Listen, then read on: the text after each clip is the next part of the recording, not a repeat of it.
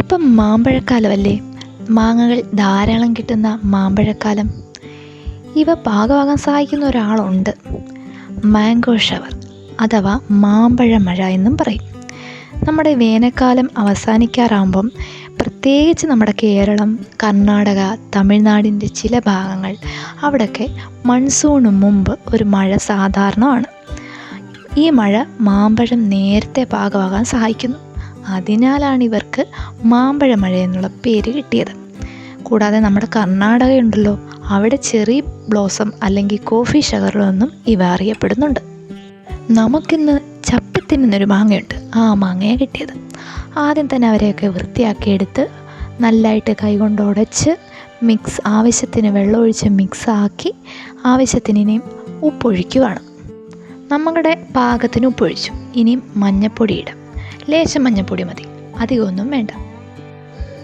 ഇനി നമുക്ക് ഒന്ന് മിക്സാക്കിയിട്ട് തിളപ്പിക്കണ്ടേ, അതിനായിട്ട് അടുപ്പിലേക്ക് വെച്ചു.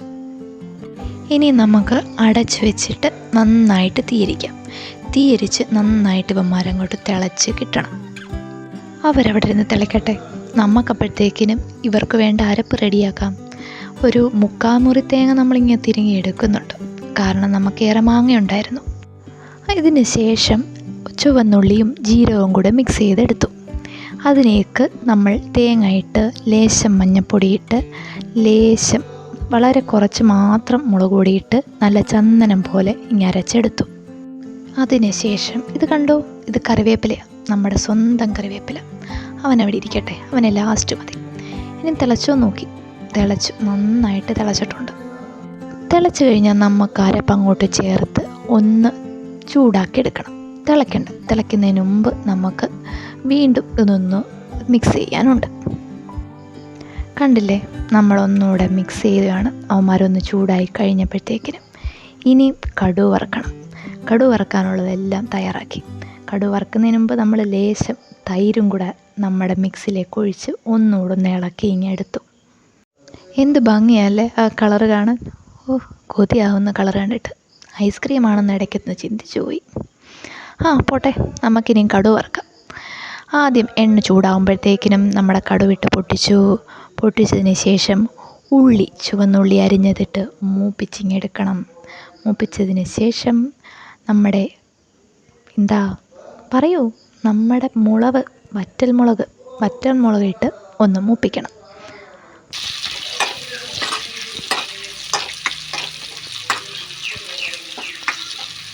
ഇനി ഈ കടുക് വറുത്തത് നമ്മുടെ മിക്സിയിലേക്ക് അങ്ങോട്ട് ഇടുക. നമ്മുടെ മാമ്പഴ കറിയിലേക്ക് അങ്ങോട്ട് ഇട്ടു. എന്നിട്ട് അങ്ങോട്ട് ഇളക്കണം.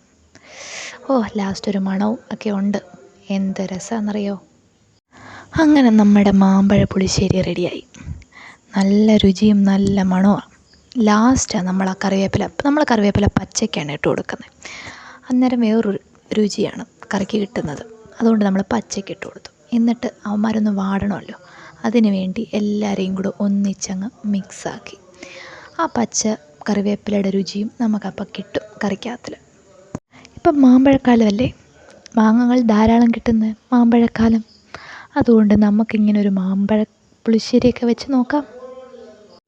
ഞാൻ പോയെന്നാൽ ഈ മാമ്പഴ പുളിശ്ശേരി കൂട്ടി ശകലം ചോറങ്ങോട്ട് അകത്താക്കട്ടെ. അപ്പോൾ എല്ലാവരും മാങ്ങ കിട്ടുന്നതനുസരിച്ച് ട്രൈ ചെയ്ത് നോക്കണം.